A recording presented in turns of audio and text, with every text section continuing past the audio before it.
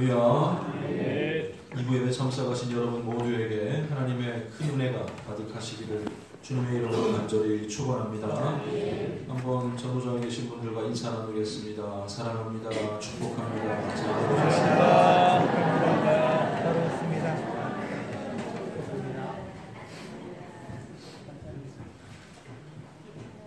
오늘 벌써 3월 둘째 주 예배를 드리게 되었습니다.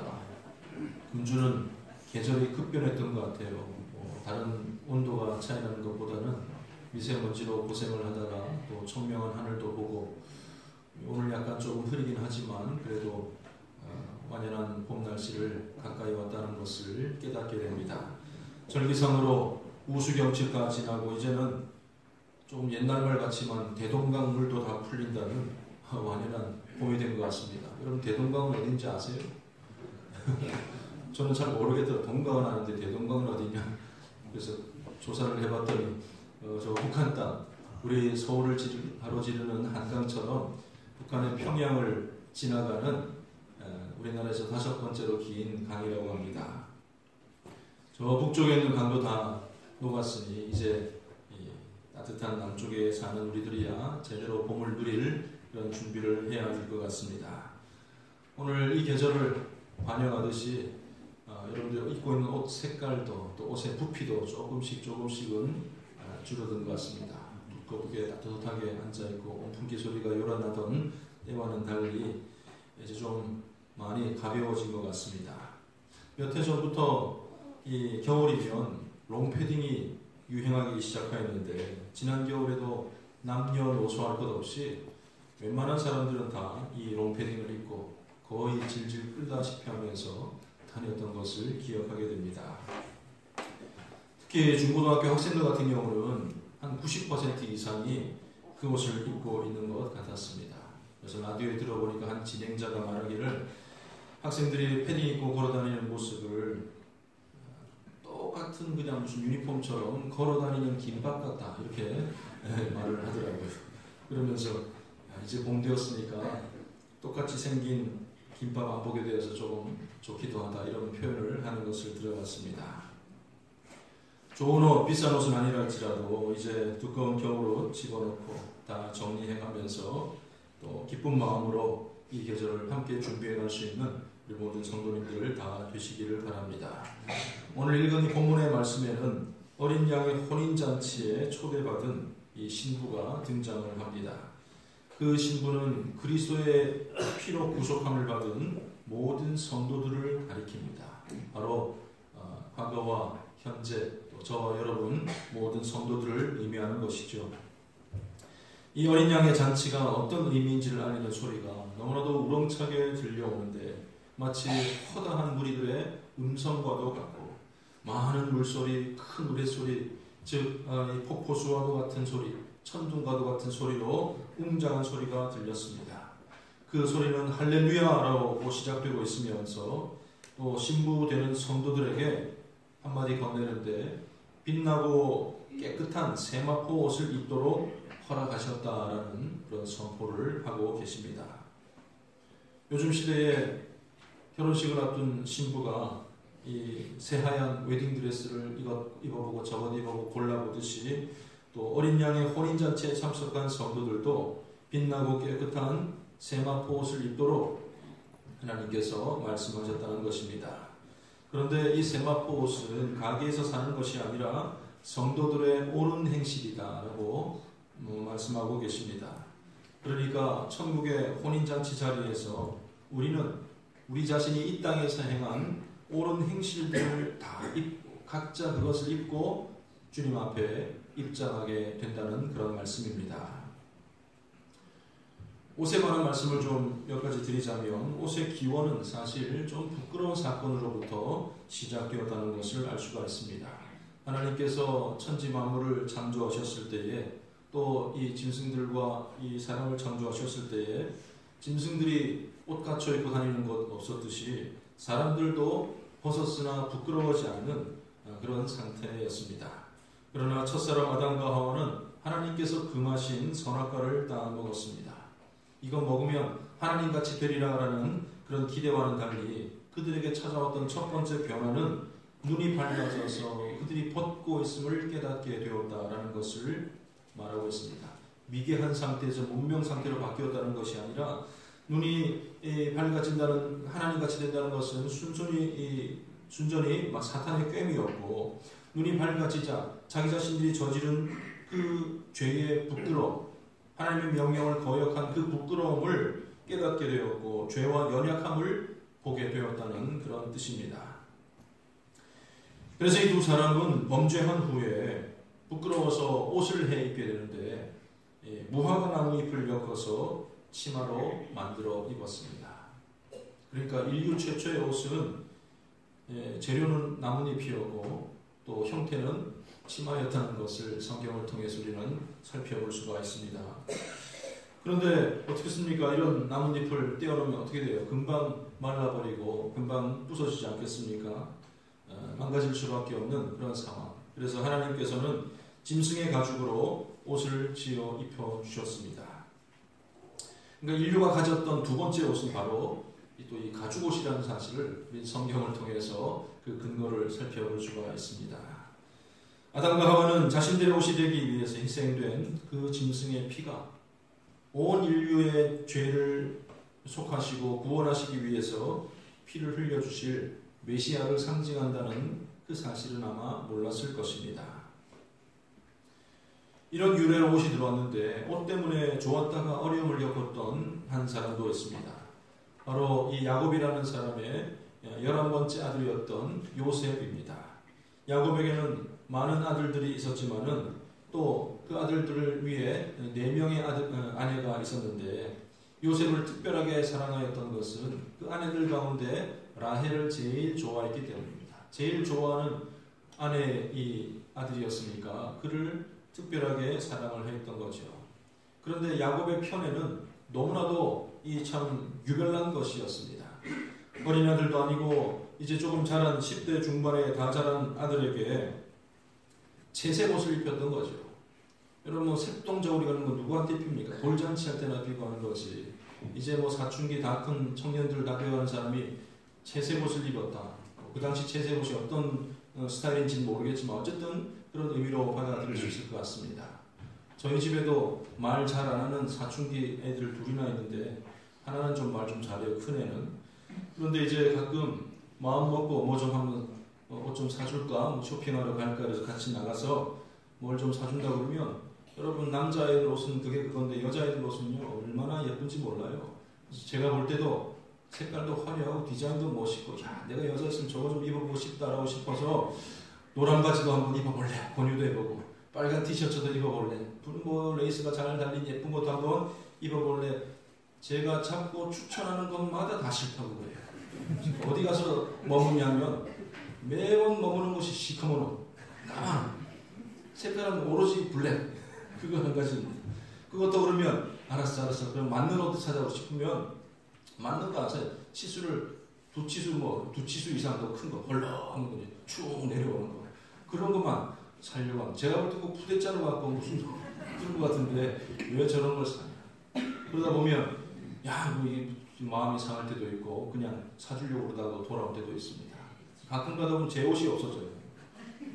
아빠 옷 헐렁한 거 그게 좋다고 그러면서 입고 있는 딸들 참 희한한 애들이죠. 그런데 이 속없는 아들 요셉은 아버지가 주신 그 채색 옷을 벗지도 않고 즐겨 입고 다녔습니다. 그런데 누가 싫었겠습니까? 형들 눈에는 그게 아주 안 입고 보이고 너무나도 싫게 보였던 것입니다. 사건은 그 형들이 먼 곳에서 양을 칠 때 벌어졌습니다. 야곱은 또 그 가족은 헤브론이라는 곳에 머물러 있었는데 목초지가 늘 있는 것이 아니니까 한 번은 다 양을 끌고 세겜이라는 곳까지 가기로 하였습니다. 아버지는 궁금하기도 했어요. 특별히 세겜이라는 곳은 야곱이 집으로 고향으로 돌아올 때에 사건이 있었던 곳이거든요. 거기에서 딸 디나가 이 성폭행을 당하고 추행을 당하고 또 그 일로 인하여서 그 레위와 시몬이 이 세겜 성에 있던 추장의 아들부터 시작해서 모든 남자들을 거의 다 전멸시켰던 그런 사건이 있었던 곳입니다. 그러니까 불안하죠. 어떻게 잘 지내고 있는지, 어떻게 잘 이렇게 양을 먹이고 있는지. 그래서 이제 요셉을 보내게 됩니다. 요셉이 그곳까지 가니까 세겜에 없어요. 이미 풀이 다 했는지 사람들이 말해주는데 도단이라는 곳까지 갔다. 한 3일 걸려서 세겜까지 갔는데 도단까지는 또 하루 정도 더 걸려서 찾아가게 됩니다. 그런데 형들을 찾아가는 그 길에도 요셉은 바로 이 채색옷을 입고 있었던 것입니다.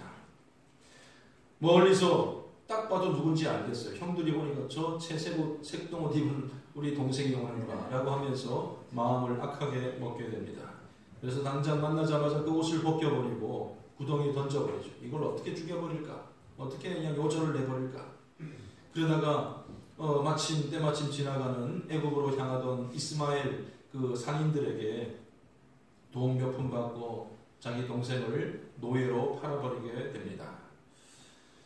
그리고 이제 아버지 야곱을 속이기 위해서 그 요셉의 채색옷에다가 염소를 한 마리 죽여서 피를 그냥 다 이렇게 묻혀버렸던 거죠. 그들이 생각에는 요셉이 오다가 우리가 돌아온 길에 만난 옷만 발견했는데 아마 짐승한테 찢겨 죽었나 봅니다 라고 거짓말로 이렇게 보고하려던 참이었습니다. 피범벅이 된 이 요셉의 옷은 요셉이 비참하게 죽었다는 그 거짓 증거로 아버지에게 보여지게 되었던 것이죠. 제가 군대 입소 102보충대 춘천에 갔을 때에 한 이틀 지나니까 보급품 옷을 A부터 이 전투복까지 다 주더니 입고 있던 옷은 다 개려 다 해가지고 그냥 주소 써가지고 자기 집으로 다 발송을 하렵니다. 꼭 집에 보냈어요. 나중에 이제 나중에 한 일인데 집에서는 그것을 펼쳐보면서 마치 무슨 아들의 유품이냐 눈물이 펑펑 쏟아지고 그냥 난리가 났다고 했다는 소식을 제가 들은 적이 있습니다. 그래서 요즘은 그렇게 하지 않는다고 그래요. 살아서 군생활하고 있는 아들 이걸 봐도 마음이 이렇게 안 좋은데 야곱 입장에서는 아들이 죽었잖아요. 그리고 정말로 사랑하는 마음으로 줬던 그 옷에 피가 묻어있고 그런 증거로 돌아왔으니까 아마 야곱의 마음은 슬픔에 무너졌을 것입니다. 그러나 반대로 요셉의 형들은 그 채색옷, 이 잘난 척하는 채색옷 주인이 없어진 것을 너무나도 기뻐했던 것을 보게 됩니다. 이스라엘 백성들이 광야 생활을 하는 가운데 하나님의 놀라운 기적이 늘 함께 하였습니다. 그 중에는 옷과 관련된 것이 있는데 그들이 입었던 옷에 관한 그런 내용입니다. 신명기 29장 5절 말씀 보면 주께서 40년 동안 너희를 광야에서 인도하게 하셨거니와 너희 몸의 옷이 낡아지지 아니하였고 너희 발의 신이 헤어지지 아니하였다라고 말씀하고 있습니다. 얼마나 놀라운 일입니까? 여러분들은 한번 옷을 사면 마음에 드는 옷이 있으면 얼마나 오래 입으십니까? 이제 계절이 변했으니까 봄옷을 꺼내봐도 작년에는 맞았는데 왜 이러냐 하는 게 왜 이렇게 몇 살이 쪄서 그런 거지 겨울에 많이 먹어서 이유는 뻔합니다. 그래서 맞지 않는 옷 또 이렇게 처리를 해야 될 것이고 또 아무리 좋은 옷이라고 할지라도 체형에 변화가 없고 옷을 좋아해도 40년 전 옷을 가지고 있는 사람들은 아무도 없을 것입니다. 그러나 이스라엘 백성들의 옷은 40년을 걸쳐서도 낡거나 떨어지지 않았다. 이게 얼마나 놀라운 기적 아니겠습니까? 하나님께서 그 옷에 대해서 기적을 베풀어 주셨지만은 대신 그 옷에 대해서 옷을 통하여서 정말로 거룩하게 잘 간수하라는 그런 명령을 함께 주셨습니다. 옷 잘 다려 입고 그렇게 하라는 의미가 아니라 여러 가지 하나님이 보시기에 부정한 일들, 그 일들을 거쳤을 때는 그것을 깨끗하게 하는 방식으로 하나님께서 모든 남녀를 불문하고 빨래할 것을 명령하셨습니다. 여러분, 빨래는 하나님의 명령이라는 것을 잊지 마시기 바랍니다. 할렐루야. 남자들이 대답을 안 해요. 여러분들 세탁기 버튼 눌러도 떨어지지 않아요. 여러분들 하나님께서 명령하신 겁니다.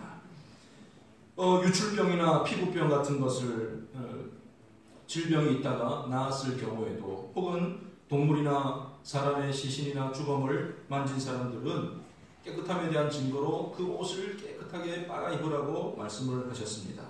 전쟁에 이기고 또 돌아오는 그 길에도 빨리 집에 가서 만나고 쉬고 싶고 목욕하고 싶겠지만은 그 이전에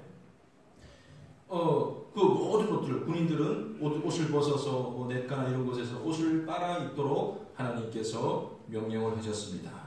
한번 상상을 해보면 모든 군인들이 막 수백 명, 수천 명 되는 군인들이 옷을 빨고 있는 모습을 생각하면 전쟁하는 모습만큼이나 참 신기하고 놀랍게 여겨집니다.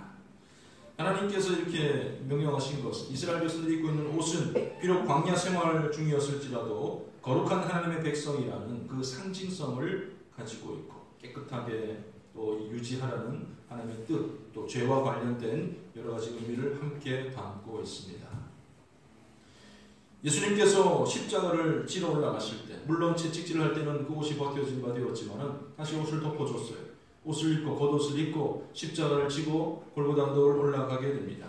그런데 십자가에 못 박힐 때에는 그 옷까지 빼앗기게 됩니다. 군인들이 겉옷을 벗겨서 나누어 가졌다라고 성경은 기록하고 있습니다. 겉옷을 벗기니까 군인들의 눈에 뭔가 한 가지가 눈에 띄게 있었는데 예수님의 속옷이 보이는 거예요. 그리고 그 속옷이 명품이에요. 막 끼워서 조각조각 만든 게 아니고 통으로 짠. 저런 게 있었구나라고 생각될 만큼 그 옷이 눈에 들어왔습니다.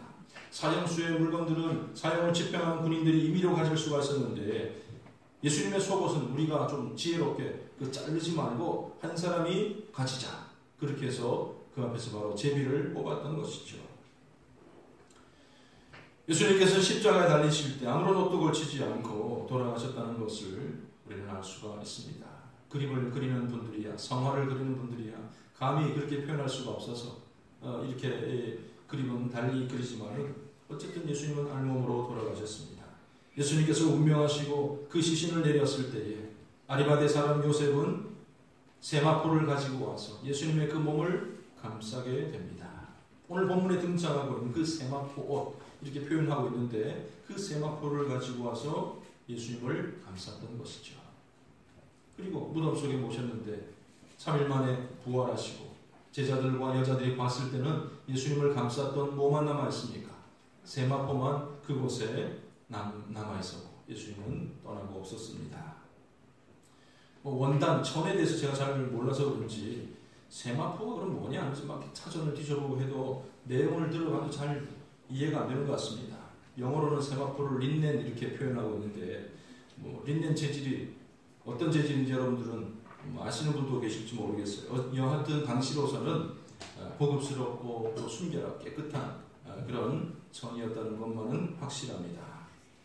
지금까지 성경에 나오는 옷에 관한 여러 가지 부분들을 살펴봤는데 지금 우리가 살아가는 이 현재에도 옷은 그 옷 입은 사람들의 사회적인 지위라든지 역할이라든지 또 여러 가지 책임 같은 것을 함께 동반하고 있다는 것을 보게 됩니다.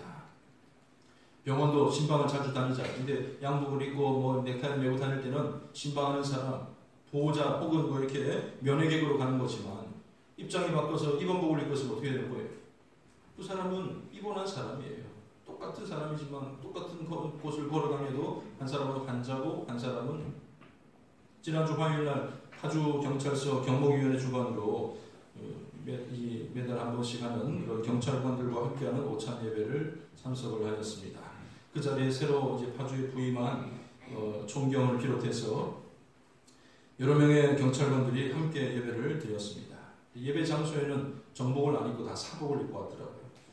그래서 그런지 경찰관이라고 그러지만 계급도 잘 모르겠고 누가 높은 사람인지 누가 이렇게 그냥 순경인지 잘 모르겠고 그냥 건강한 청년들처럼만 보이더라고요. 특히 여경들 같은 경우는 우리 교회 여자 청년들 보는 것처럼 그런 느낌이 들었습니다. 그런데 이제 가끔 또 경찰서를 들어가 보면 느낌이 많이 다릅니다. 정복을 입고 딱 서 있는 모습을 보게 되면 그 옷 자체에서 권위가 느껴지는 것 같아요. 도둑이 재발절인다고 그러잖아요. 잘못한 사람들은 경찰관 순찰차만 봐도 그냥 왠지 벌벌 떨고 돌아가는데 여러분들은 주로 어떤 스타일입니까? 경찰차를 보면 가슴이 막 떨립니까? 아니면 나를 지켜주는 사람 이런 느낌이 드십니까? 어린 그냥 청년 같다가도 경찰복을 입혀놓으면 달라 보이고 바로 그 옷이 그 사람을 말해주고 그 옷을 입고 있으면 또 법과 질서를 잘 지켜야 되는 그런 역할을 부여하게 되는 것입니다. 저기 절에 계시는 승려들은 승복, 법복을 입고 있잖아요. 그래서 누가 봐도 저분은 스님이구나라는 것을 금방 알게 됩니다. 동남아시아나 서아시아 계통의 이 소승불교 승려들은 주로 뭐 주황색이나 빨간색 이런 것들을 거치지만 이쪽 우리 한국에 있는 승려들은 주로 어떤 색깔입니까? 예? 오늘 그 색깔 입으신 분 없어요? 그레이색 입으신 분 없으세요? 예, 천주교 신부들도 옷이 확실히 특징이 있습니다. 그래서 길게 늘어진 그 외투 사이로 단추들이 끊임없이 늘어져 있는데 그 단추의 숫자가 33개예요. 33개. 예수님께서 이 땅에 계셨던 그걸 생각해서 33개를 붙였다고 그러고 칼라도 보통 로만 칼라라고 하지 않습니까?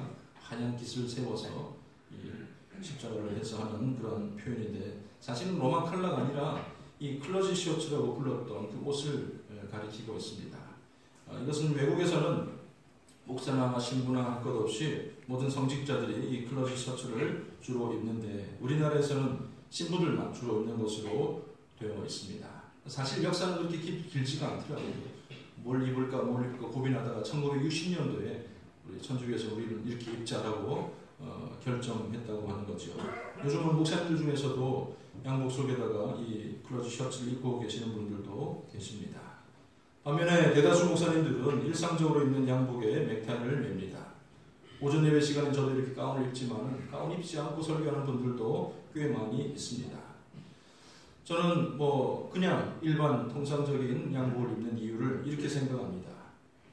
권위라는 것은 하나님이 주시는 것이고 말씀 가운데 있는 거지 내가 거룩한 옷을 입고 구별된 옷을 입었다고 해서 거기 속에서 무슨 권위가 있는 것이 아니다.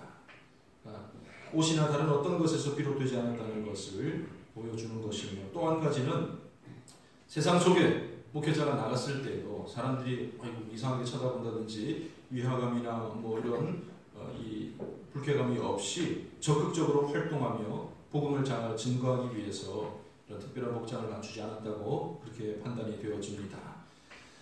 그러나 그 평범함이 그 일반적인 내용들이 죄를 짓거나 일탈하게 하는 용도가 되어서는 결코 안 될 것입니다. 오늘 여기 계신 우리 모든 성도님들도 옷을 잘 입고 살아가시기를 바랍니다.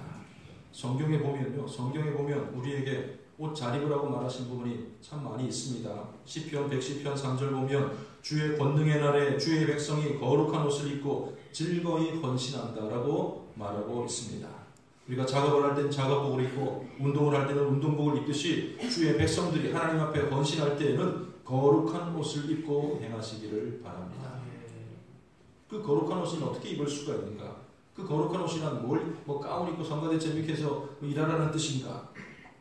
갈라디아서 3장 17절에 그 비밀이 나오는데 누구든지 그리스도와 합하기 위하여 세례를 받은 자는 그리스도로 옷 입었다. 예수님으로 옷을 입었다라고 표현하고 있습니다. 예수 그리스도를 진정으로 영접하고 믿는 자는 주와 함께하는 사람이고 거룩한 옷을 입게 된 사람이라는 말씀입니다. 우리의 외모와 상관없이 여기 계신 우리 모두는 거룩한 옷을 입고 계신 분들인 줄로 분명히 믿습니다. 예수님을 더 많이 알아가고 예수님을 더 많이 닮아가는 것, 그것이 바로 Made in Jesus, 거룩한 옷을 입은 자들의 모습인 줄로 분명히 믿습니다. 또 다른 옷을 소개하기도 하는데 한 걸음 더 나아가서 우리는 영적인 전투를 잘 감당하기 위해서도 옷을 잘 입어야 합니다. 로마서 13장 12절 보면 밤이 깊고 낮이 가까웠으니 그러므로 우리가 어둠의 일을 벗고 빛의 갑옷을 입자. 전투 복장이 빛의 갑옷을 입으라고 말씀하셨습니다. 에베소서 6장 11절에도 비슷한 말씀이 나오는데 마귀의 간계를 능히 대적하기 위하여 하나님의 전신 갑주를 입으라. 거룩한 옷이 예수 그리스도를 닮아가는 것이듯이 하나님의 전신갑주, 빛의 갑옷이라는 것도 역시 예수 그리스도의 의, 주님의 진리, 주님을 믿는 믿음, 그리고 하나님의 말씀, 성령 충만함으로 옷을 입는다라는 것을 뜻하고 있습니다. 이렇게 옷을 입고 있을 때에 우리는 매일 경험하게 되는 영적인 전투에서도 반드시 승리하게 될 줄로 분명히 믿습니다. 준비가 안 되어 있으니까 막 훅훅 들어오는 거예요. 영적인 도전들이 옵니다. 그러면 그냥 화살을 맞고 상처를 입고 회복되는 어떤 그런 과정들을 거치고 어려운 과정들이 되는 거죠. 그러나 잘 준비되어 있으면 어떤 공격도 잘 방어할 수가 있고 승리할 수 있는 삶을 살아가게 된다는 것입니다. 다시 본문으로 돌아가서 혼인잔치에서 입을 옷이니까 그 자리에서 옷을 입어도 최고로 좋은 것 잘 입어야 되지 않겠습니까? 남의 결혼식장 하객으로 참석할 때에도 어떤 옷을 입을까? 특히 미혼 남녀들은 신랑 친구, 신부 친구들 누가 있을까 하는 마음으로 예쁜 옷을 골라서 입고 가게 되는데, 하물며 하나님의 아들 예수 그리스도의 혼인잔치이고 우리 자신이 그 신부 당사자이니 최고의 옷으로 갖춰 입어야 되지 않겠습니까? 그 옷이 바로 세마포 옷이고 그 세마포 옷은 바로 우리의 옳은 행실이다, 이렇게 말씀하고 있는 것입니다. 천국에서의 옳은 행실이 아니에요. 이 땅에서 행하였던 우리의 모든 옳은 행실이 바로 우리의 옷이 된다라고 말씀하셨습니다. 여러분, 분명히 구분할 것은 이 세상에 행하였던 모든 행실이 아니라 그 여러 가지 행동들 가운데 옳았던 행동이 나의 세마포 옷이 된다는 말씀입니다. 여러분, 앞서서 계시록 17장 4절에도 보면 아주 화려한 옷을 입은 한 여자가 나옵니다. 그 음녀도 옷을 입고 돌아다니는데 자줏빛과 붉은빛 옷을 입고 액세서리도 걸쳤어요. 금과 보석과 진주로 꾸미고 다니고 있는데, 실상은 그 모든 것이 이 땅에서 행하였던 음행의 더러운 것들이라고 말하고 있습니다. 빨간색이 안 좋고 자주색을 입으면 안 된다라는 그런 뜻이 아니라, 잘못하면 음란한 행동과 죄악들을 보란듯이 걸치고 다닐 수 있다는 말이죠. 나의 모든 행실이 아니라 그 가운데 옳은 행실이 나의 옷이 되어야 한다는 것입니다. 우리는 빛나고 깨끗한 행실로 옷을 입어야 합니다. 물론 그 옳은 행실이 우리가 구원받기 위한 조건은 결코 아닙니다. 우리는 하나님의 은혜로만 구원을 받습니다. 하나님의 사랑으로 구원을 받는 존재들입니다. 그러나 모든 성도는 역으로 말씀을 드리면 선한 일을 하도록 구원받았다는 사실을 잊지 마시기를 바랍니다. 에베소서 2장 10절 말씀 보면 우리는 그가 만드신 바라 그리스도 예수 안에서 선한 일을 위하여 지으심을 받은 자니 이 일은 하나님이 전에 예비하사 우리로 그 가운데서 행하게 하려 하시니라. 우리를 구원해 주셨고 잠깐 대기하고 있다 천국 와서 그때 해결하자라는 것이 아니라 그 나머지 기간을 통하여서 선한 일을 할 수 있도록 우리를 구원해 주셨다는 말씀입니다. 물론 구원받은 자들 가운데 예수님의 한편 강도지만은 한편 강도처럼 구원을 받았지만 선을 행할 기회를 그 시간을 전혀 가지지 못한 사람도 있습니다. 그러나 예수를 믿었고 믿음으로 살아갈 기회가 주어져 있는 저와 여러분 같은 경우에는 반드시 선을 행하며 살아가야 할 것입니다. 옳은 행실로 살아가야 될 줄로 분명히 믿습니다. 그럼 얼마나 많이 해야 됩니까? 한 10가지, 한 100가지, 1000가지 옳은 행실에 대해서 수요가 나와 있지는 않지만 이 땅에서 우리가 선하게 행동했던 그 하나하나가 나 그 세마포 옷의 시줄과 날줄이 되어서 서로 교차되어서 우리가 입을 세마포 옷으로 만들어지고 있을 것입니다. 아름다운 웨딩드레스를 잘 준비해 가듯이 우리의 행실들이 신부에게 합당한 옷이 되어 만들어지고 있다는 말씀입니다. 아름다운 세마포 옷을 만들어갈 수 있는 옳은 행실들, 거기에 관해서 여러분 각자가 잘 알고 계시고 또 실천해 오고 계실 것입니다. 그런데 그 옳은 일들의 범위는 교회 안에서만 하는 게 아니에요. 교회 밖에서도 혹은 내 삶의 모든 자리가 옳은 행실을 행할 수 있는 장소고 기회라는 것을 잊지 마시기를 바랍니다. 혹시 내가 어떤 회사에 고용되어서 직장생활하는 분이시라면 육체의 상전들에게 순종하기를 그리스도께 하듯 하라는 하나님의 말씀에 귀를 기울이시기를 바랍니다. 대충 눈가림으로 남의 일 하듯이 그냥 그렇게 하고 월급이나 받는 것으로 만족할 것이 아니라 그 자리를 하나님의 사명의 장소로 알고 그곳에서 성실함과 정직함으로 직장생활을 해나가야 할 것입니다. 반대로 여러분들이 고용주라면 마찬가지 태도로 직원들을 대하되 그들을 물질적으로나 정신적으로나 성경에 보면 위협하지 말라라는 표현이 있는데 어떤 것일까요? 요즘 소위 말하고 있는 갑질하지 말라는 얘기 아니겠습니까? 이런 것들이 직장에서 할 수 있는 옳은 행실이라고 분명히 말씀드리고 싶습니다.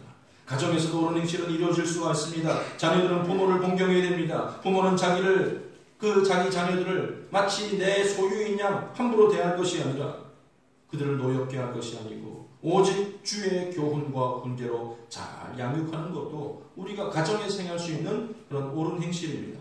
교회에서도 옳은 행실은 이어져야 됩니다. 각각 나보다 남을 낮게 여기고 서로의 기쁨과 아픔을 함께 나눌 수 있는 옳은 행실을 할 수 있는 그런 좋은 기회고 장소가 아니겠습니까?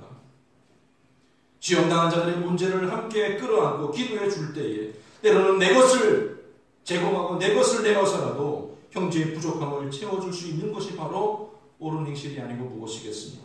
그것은 교회 밖으로도 이어져야 되는데 사랑과 긍휼의 마음으로 손님 대접하기를 힘써야 할 것이고 사회의 어두운 곳 누구도 돌보지 않는 그 사각지대에는 항상 교회와 성도들이 있어야 될 줄로 분명히 믿습니다.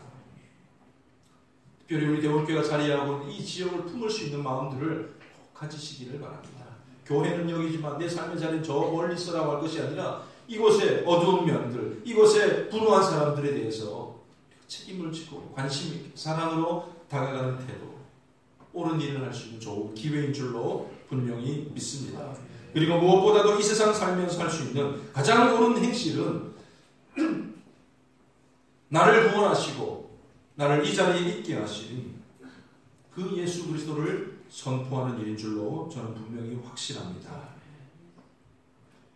그 선포의 범위는 땅끝이 되어야 될 것이며 그 선포의 대상은 모든 사람에게 이르러야 될 줄로 분명히 믿습니다.